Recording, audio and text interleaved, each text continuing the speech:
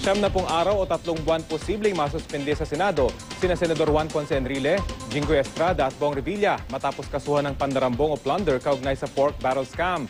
Pero sakali raw na nakakulong na sila matapos ang suspensyon, pwede pa rin daw nilang ituloy ang pagtatrabaho sa loob ng selda. Balita hatid ni Sandra Aguinaldo.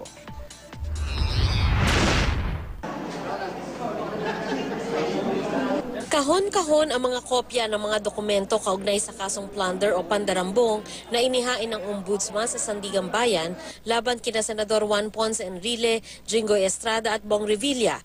Gayon din sa sinasabing utak sa 10 bilyong pisong pork barrel scam na si Janet Lim Napoles.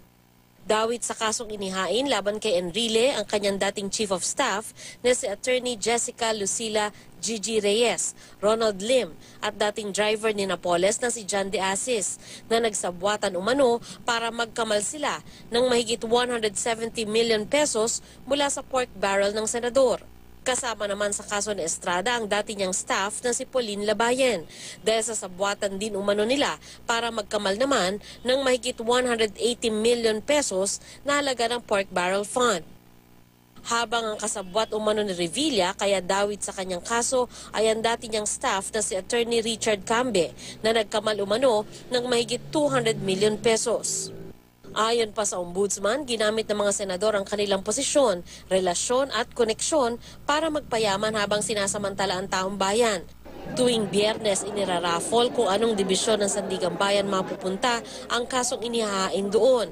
Hihilingin din ng Ombudsman sa Korte Suprema na utusan ng Sandigan Bayan na bumuo ng 2 espesyal na dibisyon na eksklusibong tututok sa mga kaso kaugnay sa pork barrel scam.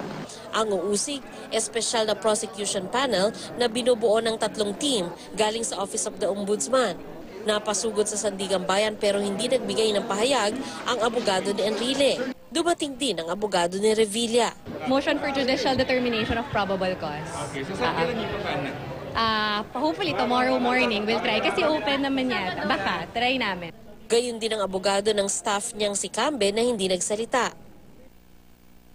Sa bahay naman ni Revilla sa Cavite, nagtipon ng kanyang pamilya at mga taga-suporta. Laging sinasabi ni Senator Bong, handa siya.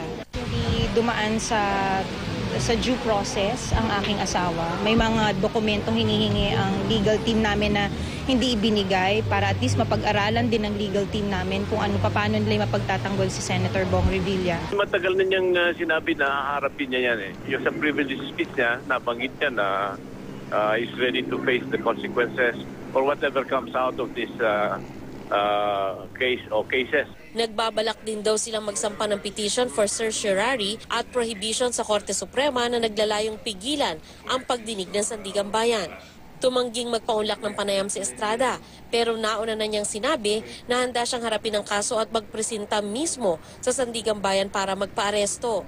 Ayon kay Senate President Franklin Drilon, karaniwang napapatawa ng 90-day preventive suspension ang opisyal ng gobyerno na nakakasuhan sa Sandigan Bayan. After 90 days, they can file bills after 90 days. Even if they are in detention.